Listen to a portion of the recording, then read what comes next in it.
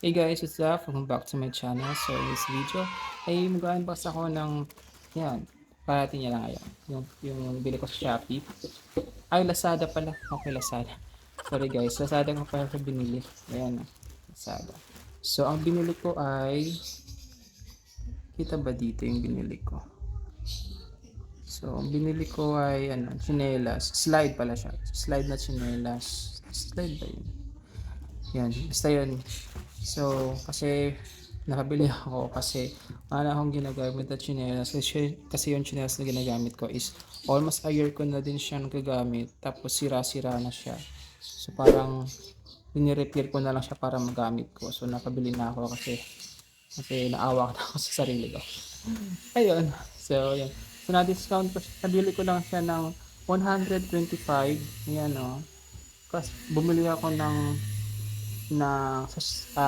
bumili ako sa Lazada sa Shopee Mall ng pen shop. Sa pen shop ko siya binili. So nagkakalaga siya ng 449. So nag-sale siya ng 269 o mga 260 plus 269. Then may voucher akong ginamit na yun, malaking discount yung na bawas kaya 125 na lang yung na nabili ko. So yun. So tara buksan na natin.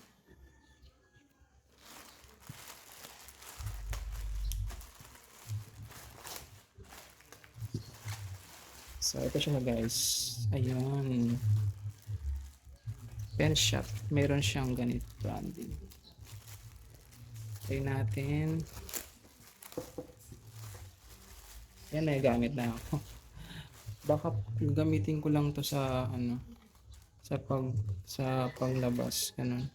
Ay, ganito pala siya. Yun, try natin. Try ko. Sasuotin natin guys.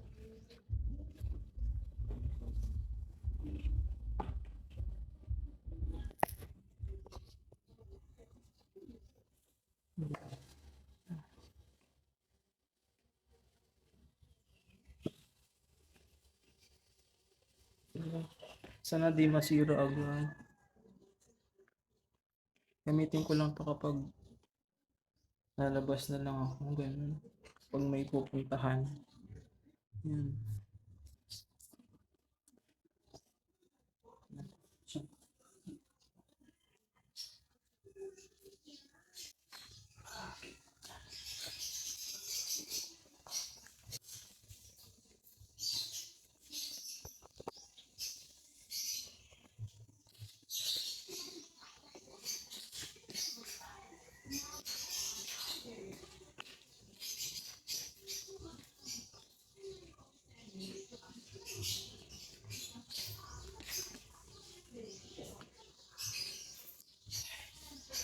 Okay, so tip lang guys kasi kapag bibili kayo sa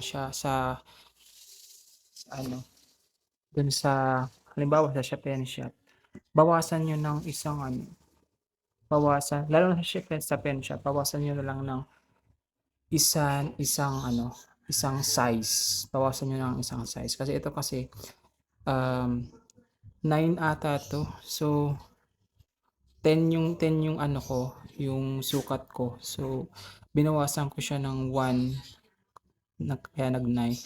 Kasi may nabasa ako dun sa mga review na magbawas daw ng isa para ano, yan. Okay naman siya. Medyo ano, sana nga hindi masira agad. Ba't pala? So, yun lang.